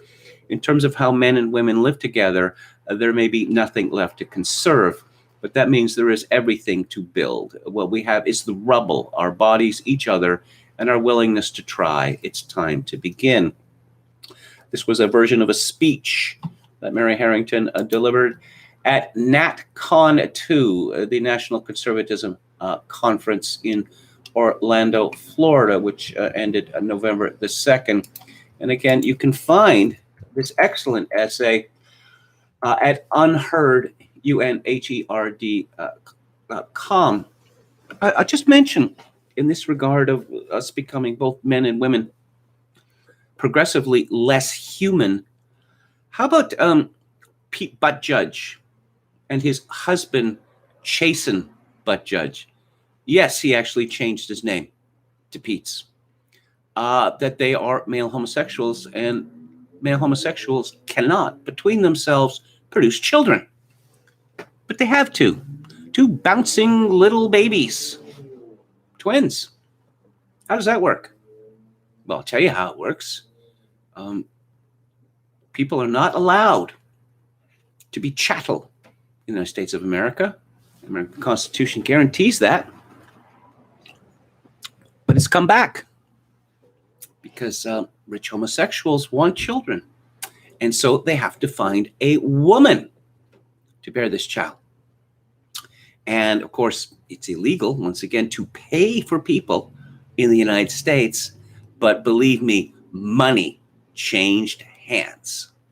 So now we live in a world where poor women or poorer women are, induced to sell their offspring for money to rich homosexuals, and we applaud ourselves for this. What a brave new world. Let's go back to the chat. Okay. Unheard. UNHERD. Hello to Professor Paul. Hello to Seraphim Goose. Few know the tilde, says Quachalango. Okay. Other people are hell, but I am a difficult person, says Dionysus. So being atomized for me is not a huge loss, but I understand it to be an evil. Family is primary. Even incels should support family, says Quachalango. Yo Mama says, yes, I am a reactionary. On every level, the family is under attack to divide and conquer it. If you look at the television shows of the 1950s, the bad old days of Leave It to Beaver and the Donna Reed Show and Father Knows Best, it's curious. These are very strongly nuclear families. You have mom and dad works and mom stays at home. She looks after the kids. And occasionally you'll hear of an Uncle Billy or some such who sends money over for birthdays and Christmas. And often these uncles are, humorous characters who show up once in a while and they can hardly wait to get rid of them. So you can see, even by the 1950s and the 1960s, the nuclear family was considered the ideal, to the point where the broader family, the extended family, was seen as old-fashioned and rather a joke, which is not a good thing. It's not a good thing. Let's see. Brutal peace and very true, says Gammy Young. Where is KMG reading from? Well, I believe I've answered that. Unheard.com, Mary Harrington.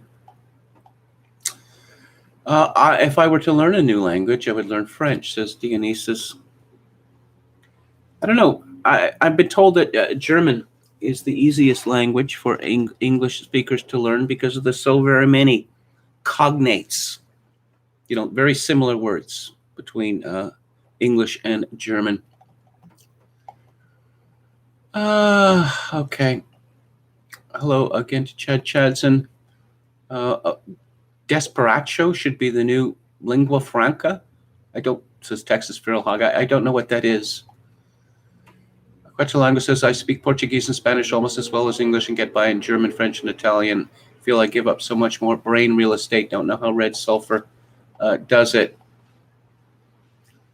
I'm glad we have anime respecters in the chat, says Chad Chadson. Okay. Let's go back to the crisis of the sexes. This is a piece from the New York Post. Disturbing trend by Susie Weiss. Okay. I'm a little confused about this because there was a Substack post by Barry Weiss called First Comes Love, then comes Sterilization. Okay. No, sorry. Okay. It's Susie Weiss writing on Barry Weiss's site. These are both women. I presume they're sisters. And the story was picked up by the New York Post. And it begins, excuse me. It looks like most of the moms at the Park Slope Cafe where we meet. Yes, Park Slope, Brooklyn, the center of American civilization. She's wearing a green t-shirt under a black corduroy jumper, sensible shoes, and carries a smart leather bag. She sips a $4 iced chai, except the 31-year-old isn't a mom, and she never will be. There's a picture of this woman here,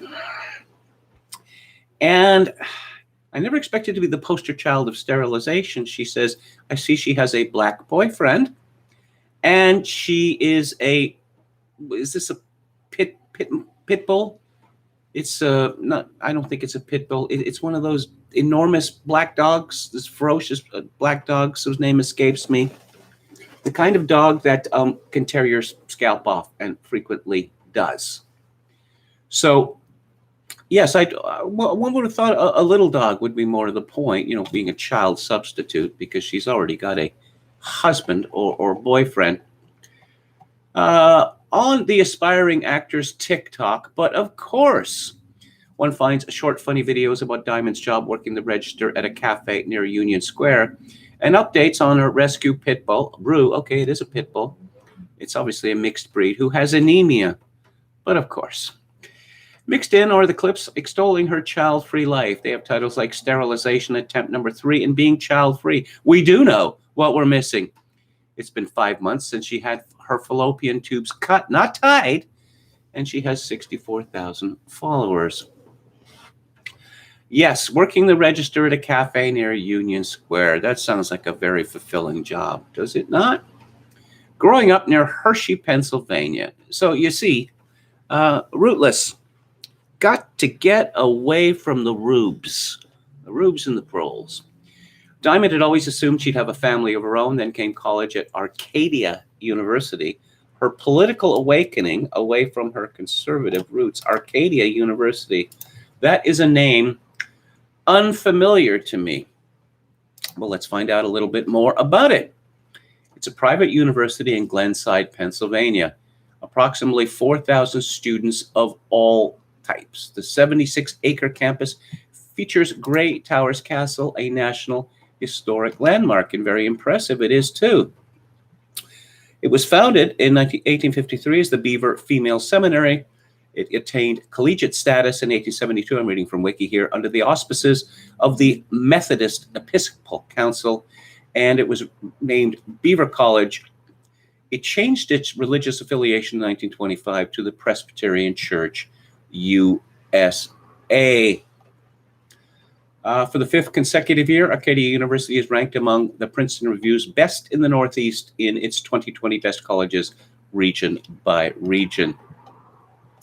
So she got away from her religious roots and moved towards progressivism. And a therapist, who she found online a few months after graduation, who made her realize that being spanked as a child was deeply traumatic, and that it made her fear authority figures like her father. She decided that she never wanted to be one herself. Never, ever, ever. That's what it actually says in the text. But she could never become a father because she's a woman. Looking back, I never pretended that my American Girl dolls were children. They were always my sisters. She says, there were always little things showing that I wasn't preparing myself for motherhood. I think for me, it's as innate as saying I've always wanted to be a mom. This pit bull is wearing a tiara in the photograph because, of course, dogs love wearing tiaras. Diamond is hardly an outlier. Americans are making fewer babies than we made since we started keeping track in the 1930s, and some women like Diamond are not just putting off pregnancy, but eliminating the possibility of it altogether. The number of deaths exceeded that of births in 25 states, up from 5 the year before. The marriage rate is also at an all-time low at 6.5 marriages per 1,000 people. Millennials are the first generation when the majority are unmarried, about 56%. They're also more likely to live with their own parents, according to Pew, than previous generations were in their 20s and 30s. They also aren't having sex. The number of young men ages 18 to 30 who admit they have had no sex in the past year tripled. Between 2008 and 2018, cities like New York, where young secular Americans flock to build their lives, are increasingly childless. In San Francisco, there are more dogs than children. It used to be that people wanted to make babies, women especially, but also men. That was a healthy young person's default position, and our existence depended on it. We wanted to do other things, of course, and the great post-feminist challenge was how to have it all. The proper work-life balance, the career and the baby, the supportive husband, and the adventurous life. But now, for an increasing number, the question isn't how to have it all. Why do it at all? Okay. I see we have a picture of Darlene Nickel, who first set out to get sterilized at the age of 21 and was told by her doctor she needed written consent from her male partner or to have already had 2 kids. Oh, that mean doctor. I used to work with a woman who decided at the age of 24 that she was going to be sterilized. And she told everyone, and it was mostly women, oh, that horrible man, how dare he? It's none of his business. That she wanted to be sterilized at 24, and the doctor said, I'm not going to do that. Well, why not? You could change your mind. I'm not going to change my mind. You know, many women say at the age of 24 or whatever that they're not going to have children, and then later they decide that they do. And I do not want to make you infertile, and then you deciding later that you want children and blaming me for what has happened. Seems a reasonable position to me. But the example that Susie Weiss chose, this Diamond woman, of course, you know, the question isn't asked, why would anyone want to be married to this woman? Why would any man want to be married to this woman? Why would any man want to have children with this woman? She is, going back to Harrington's essay, she seems to offer nothing other than her, biolibertarianism, her selfishness. An amusing story in The Guardian from a woman, a novelist called Emma Hughes. A moment that changed me. Applying to be a spy felt thrilling until a stranger approached me on a train. the whole point of this story is that she had wanted to join MI5, and she was shocked to learn that during the training period, when they were evaluating her, she had been surveilled. I mean, can you imagine? This isn't what you want, a voice in my head whispered. This isn't the answer. I never found out who the man was. A couple weeks later, though, after a final interview, I received a letter from MI5 telling me I had failed my developed vetting, the security clearance required for a job offer. No reason was given, and I was told I couldn't appeal. It hurt. I felt as if I had been dumped after a whirlwind romance, but deep down, I was relieved. So this woman, who doesn't seem to be an idiot, seems to be shocked that Britain's security service was simply not going to let her join simply because she wanted to, that they would make an assessment, a deep, serious assessment of how suitable this woman was to, work a secret life, to keep secrets. So I think they probably made the right decision here. Incels, don't you just hate them? I know I do. Not just joking. It's not, I haven't even heard of this word until 3 years ago, and about a year after that, it was Elliot Rogers, that suddenly incels were the greatest threat to the world. Domestic terrorists. This is Jonathan Edwards. That's a fine old American name in the Washington Post. Missouri Senator Josh Hawley on Saturday night told fellow conservatives they must stop liberals from attacking masculinity and creating a nation of idle men who watch pornography and play video games instead of working and raising families. Hawley delivered the speech on the future of the American man at the National Conservatism Conference in Orlando, calling for a return to traditional gender roles. He said liberals' attempt to give us a world beyond men was part of their larger effort to deconstruct America, an endeavor that, according to the senator, includes critical race theory, economic socialism, and doing away with the concept of gender, or sex, as we used to call it, altogether. The left wants to define traditional masculinity as toxic. They want to define the traditional masculine virtues, things like courage and independence and assertiveness, as a danger to society, Hawley said. America's men are withering as a result. The senator cited a recent Wall Street Journal article that reported men are abandoning higher education in record numbers and lagging behind women. One expert said that if current trends continue, 2 women will earn a college degree for every man within the next few years. I wonder whether that is, how shall I say, economically prudent for the women involved. Can we be surprised that after years of being told that they are the problem, that their manhood is the problem, more and more men are withdrawing into the enclave of idleness and pornography and video games, the senator remarked. Josh Hawley is a very, very clever man, but you can see that some of what he's saying was anticipated in Harrington's essay. That, okay, let's say you have an average man. Let's say he has slightly average intelligence and he earns, slightly 20% more than the national average salary. But let's say he's not so good looking and he's not so tall and he's not so exciting and he's not, he's not enough of a bad boy. And he joins dating sites and finds that women aren't particularly interested in him. So what's to do in many such cases? Because, we all know the cliche that the woman, has her exciting job and she has her exciting apartment, which is, sorry for the profanity, normally a shithole, overpriced shithole. But she's got her cat or cats and she has her boxed wine and she has her objet d'art, and she has an Instagram account where there's many, many pictures of her eating or attending museums or some such places. And they're looking for Mr. Wonderful to come along. The problem is that those that she would classify as Mr. Wonderful, it's a one and out situation. But she thinks, I don't know, when I'm 30, I'll find someone, or when I'm 35, I'll find someone. Or, when I'm 40 even, I'll find someone. Not very likely.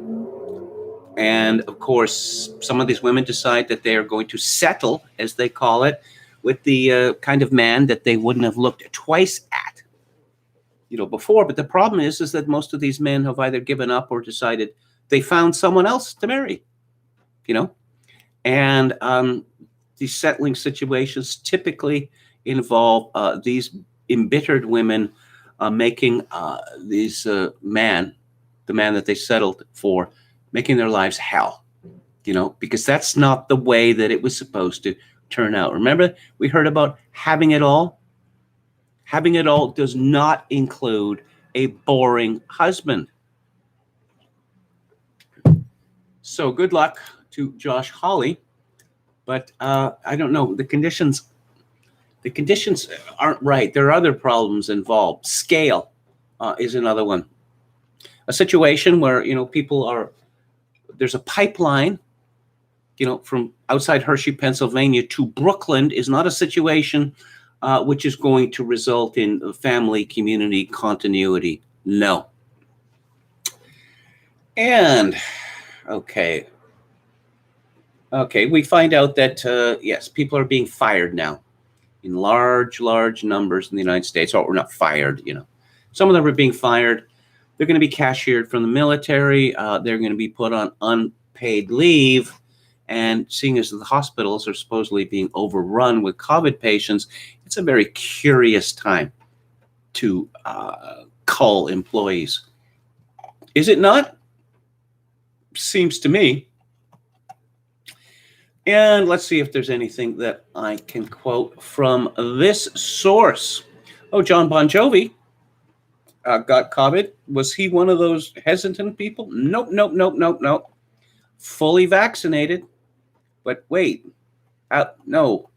Sorry, I can't. No, he was fully vaccinated. Why does this keep happening? It's inexplicable is what it is. Inexplicable. Jacinda Ardern, who's the Prime Minister of New Zealand, and how do you get to be Prime Minister of anything when you look like this and you sound like this?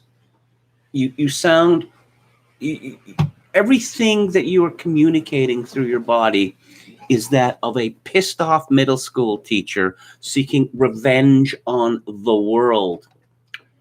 This is a tweet from a View Spot.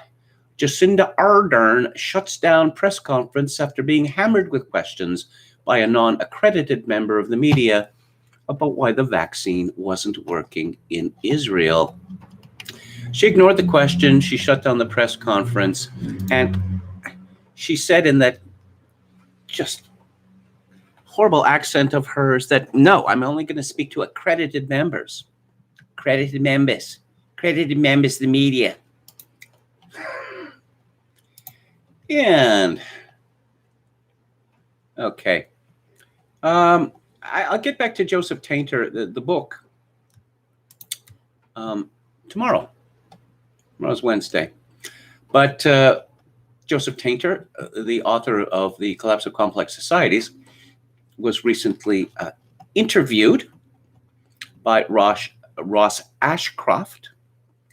And the video appeared on RT and another site, but there's a transcript at medium.com, Renegade Inc., which I'm going to read from. What can we learn from the rise and fall of empires throughout history? Hubris in the West today means we think that we're so advanced we can escape the collapse of complex societies. Our recent history has cemented an air of invincibility. But if you look closely, all the signs are present that the empire is far more vulnerable than we think. So is our societal decline preordained, or will we be the first civilization to cheat the inevitable? In his book, The Collapse of Complex Societies, published originally in 1988, Joseph Tainter argues that complex societies routinely experience collapse, but do so without ever succumbing to a single event catastrophe. Tainter's central thesis is that the benefits accrued as a result of investments by states in social and political complexity invariably reach a point where they begin to decline. To develop a general explanation, Tainter draws on the concept from economics, that of marginal return on investment. As expenditure and investment are increased, the marginal productivity, the output that results from extra investment, will eventually decline to nothing. Tainter cites the declining effectiveness of R&D, that is research and development, and an increasing participation in education as sophisticated examples of this process.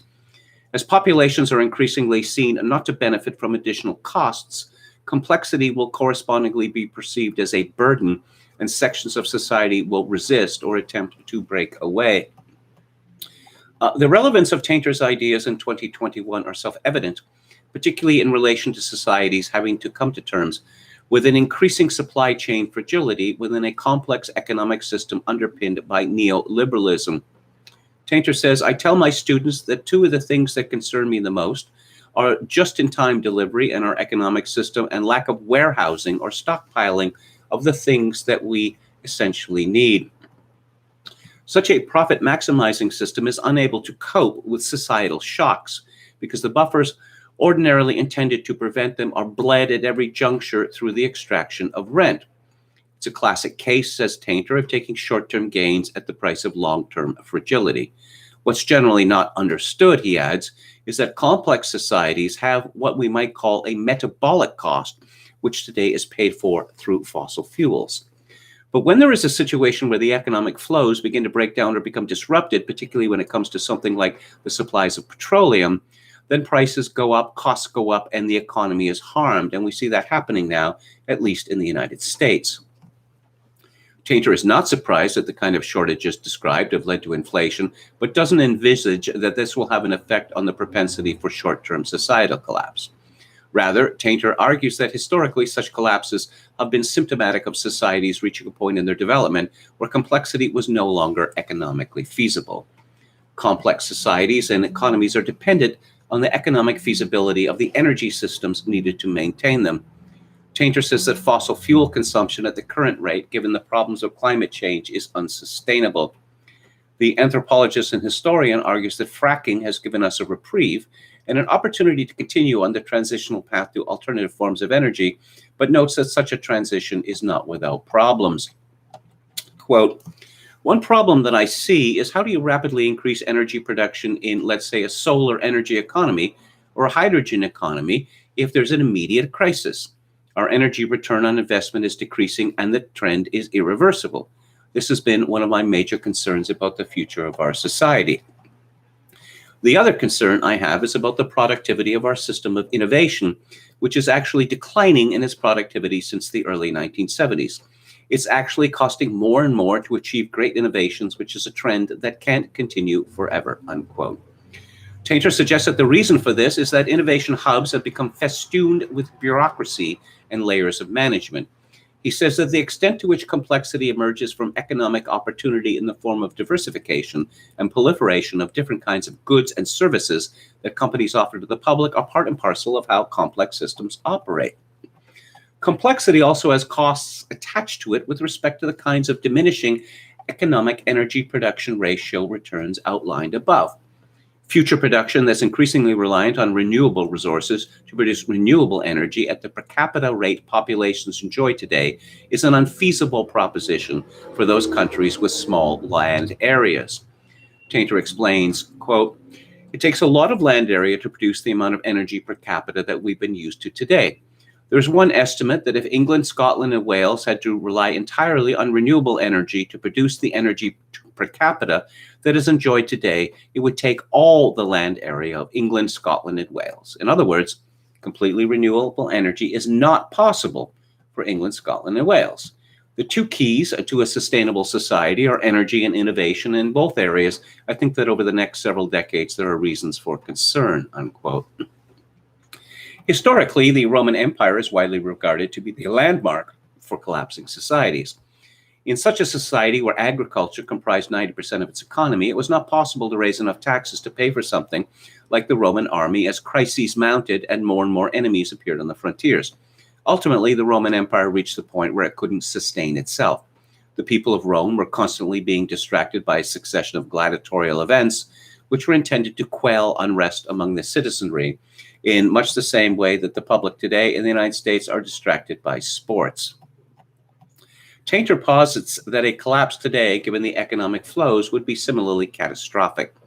He says that whilst this outcome is possible, a more likely scenario looking through to the end of this century is a transition to an energy system that is actually less productive overall in a context where our ability to innovate our way out of these problems is declining.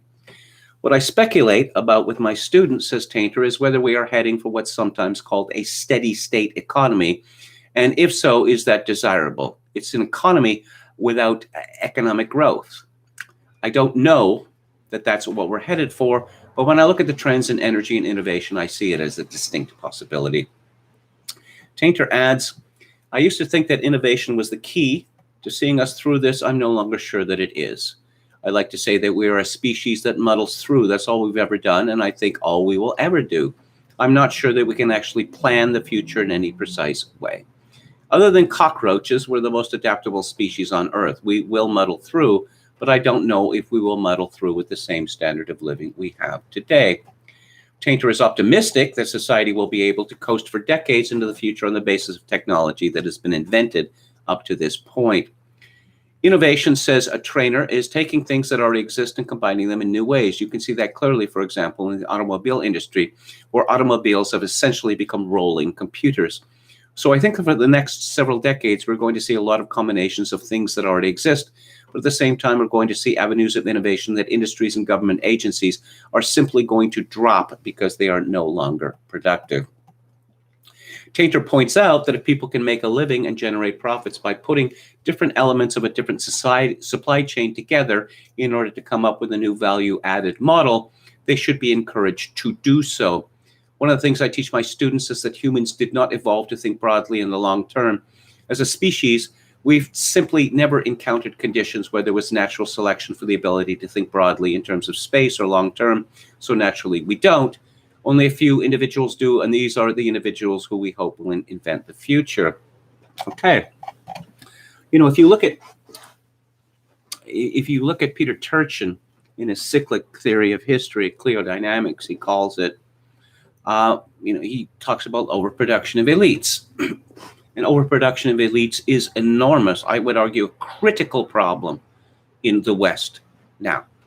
Universities and colleges are disgorging millions of people who are heavily indebted with skills of any kind.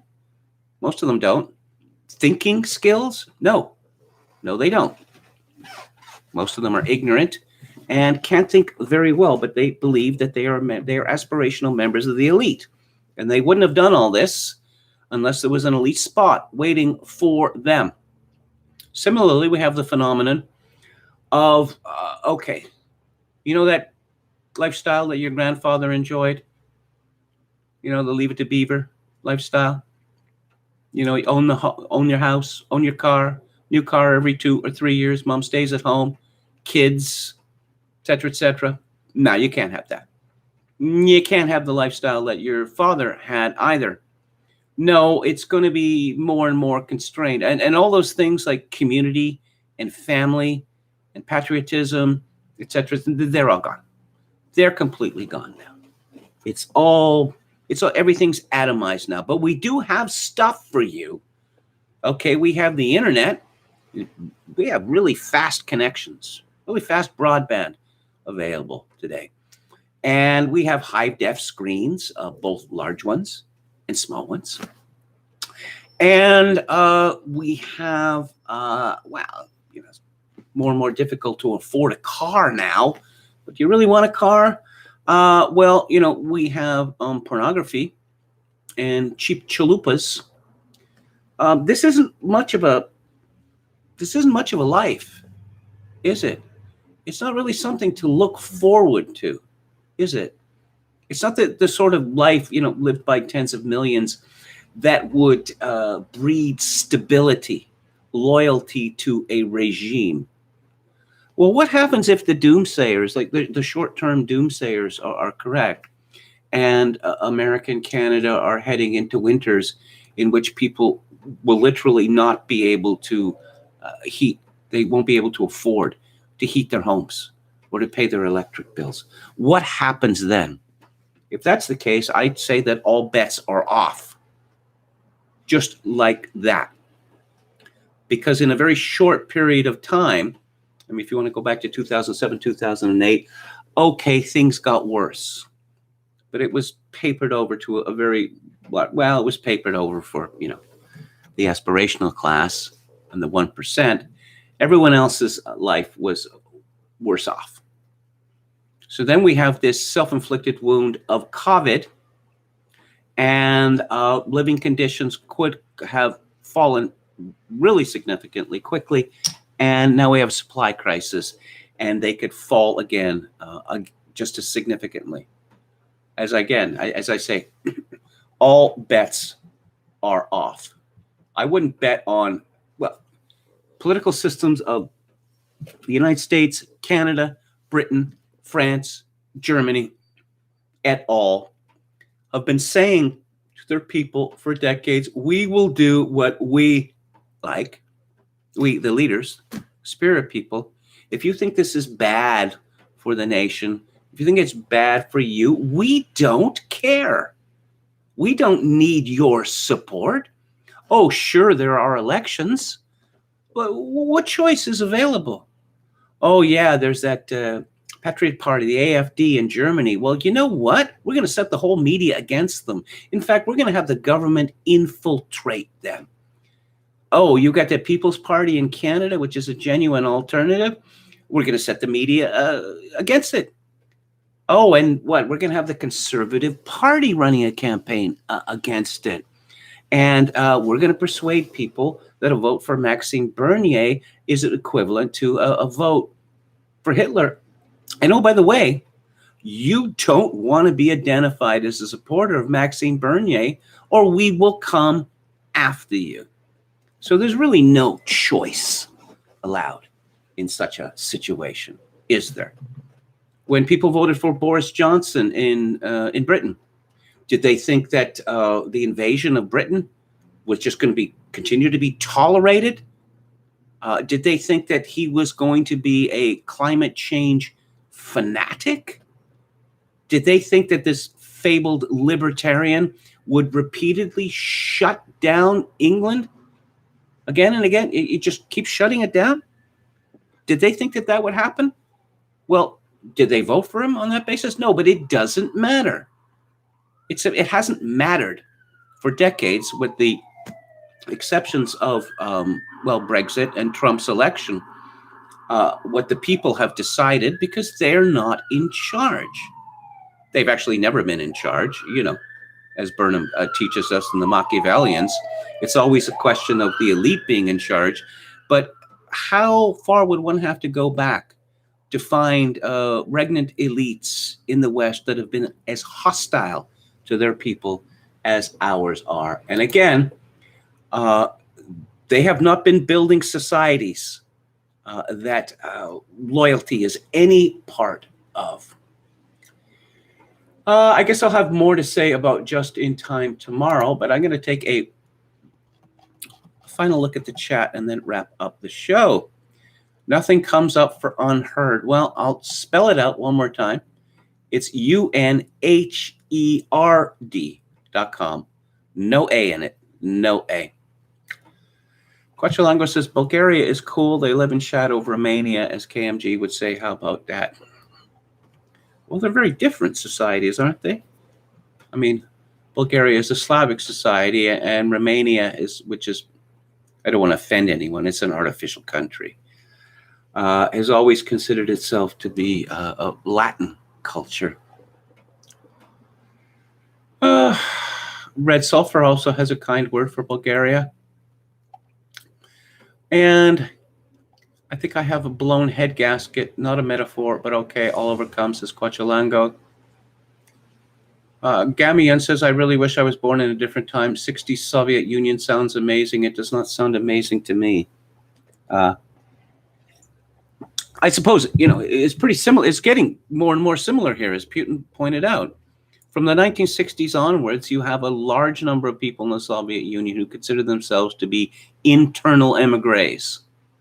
Yes, I live in this country and I'm controlled by this country, but this is not really my country because it's too hateful and too hostile to me. I once trolled a female by saying her dog looked depressed. She flipped, says Red Sulfur. I once trolled a female by pointing out that her cat was morbidly obese, which it was. And I was accused of fat shaming her cat, which I suppose I had. But, you know, feline diabetes is a serious problem. You know, I say that mockingly, but it is, in fact, a serious problem. Because not only are they cats now overfed and kept indoors, since they're kept indoors, they're not allowed to get the exercise, which prevents them from becoming neurotic and destructive. Red Sulfur, you should see them when I tell them to keep their dog at a distance with appropriate European hand gestures. Oh, dog owners and cyclists are some of the worst. Oh, we have those e-scooters now in Victoria. And almost every day now, I would say, let's say 4 or 5 times a week, I am close to being flattened by a person riding a bicycle at relatively high speed on the sidewalks. And about 40% of these people are women, incredibly. And I've just about got to the point where when I go out walking the sidewalks, I'm going to carry a sawed-off broomstick with me. And the next time one of these clowns nearly flattens me, I'm going to stick it through their spokes and see how they like it. Yes, I started by talking about anger, and now I'm going to end by talking about anger. Bicycles, you know, if you're going to have your bicycle on the sidewalk, you push it by the handlebars. You don't ride it at, 15, 20 miles an hour, or even, 10 miles an hour, because the average walking speed is 3 miles per hour. Quachalango says, I like being polite and get along with everyone until they do me wrong. Z-Man agrees. He says it just greases the skids and makes things easier. Well, yes. Yeah. I get along with people who get along with me. Well, that's the best way. Emma Kelly's Earth. One of my favorite quotations, Herbert Stein. Yes, if something can't go on forever, it won't. Yes, and it's true enough. Ruin in a nation, but we may be near the end of this. Do we have any results? We must have results from Virginia. Oh, Youngkin at 54.6, McAuliffe at 44.7. This is beyond fixing. This is beyond fixing. If these numbers hold up through the night before the mail-in ballots are cast, and then there's some sort of remarkable comeback for McAuliffe, my prediction is that things are going to get ugly in Virginia in a real hurry. I can't contra coup. Yes, I like your comment. I can't repeat it. Okay. And let's see. I think that's it. I was taught to dismount my bike when using the pedestrian street crossing at the lights. No one does that anymore. It says Metal Mike. But these e-scooters, they're even worse. They're even worse. And anyone, it's bad enough getting in an accident with a bicycle. And, as a young man, I used to ride a bicycle, and I know what it's like. But these e-scooters, you hit a car, say, at any considerable speed, you're going to be crippled or dead, it seems to me. Anyway, that's it for tonight. What is coming up? I am going on the book club on Friday. I'm going to be talking about a work set in Russia, Tsarist Russia, by the great, or the greatest, in fact, reactionary writer, Joseph de Maistre. It's called The Executioner. On November 12th, classic by Robert Louis Stevenson, Treasure Island. November 9th, Graham Thompson's book about murder songs, I Shot a Man in Reno. And November 26th, Patrick Radden Keefe's book about the Sackler family, Empire of Pain. On Theater Thursday, this Thursday, November 4th, I'm going to be discussing Babylon Berlin, first 3 seasons. David Mamet's strange film from 1991, Homicide. We're into unreliable narrator territory, I believe.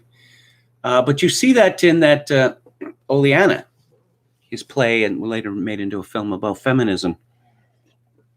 The first half, or the first act, if you will, and the second act of the movie, they do not go together.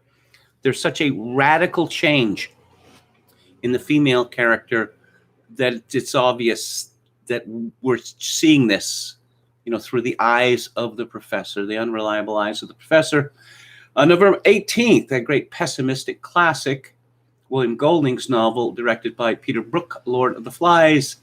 And a bit of a relief on November the 25th from all the intensity, Leo McCarey's 1957 romantic classic, An Affair to Remember. So that's it for today. I will be back on the air tomorrow at 4 p.m. Pacific, 7 p.m. Eastern. If you like the show, I would encourage you to make a donation to the live stream, which are always, donations are always appreciated. But right now my situation is, well, it's not quite desperate, but it's getting close to desperate pretty quickly. My PayPal account is linked to Kevin_Grace@hotmail.com. Once again, Kevin_Grace@hotmail.com. If you are in Canada, donations to the live stream may be made directly via Interac at kevingrace@shaw.ca. And as always, I leave you with this. In these days of social atomization and civilizational collapse, I do dearly wish that you, my dear viewers and listeners, manage to forge a genuine human connection in order to ease the burden. Good night.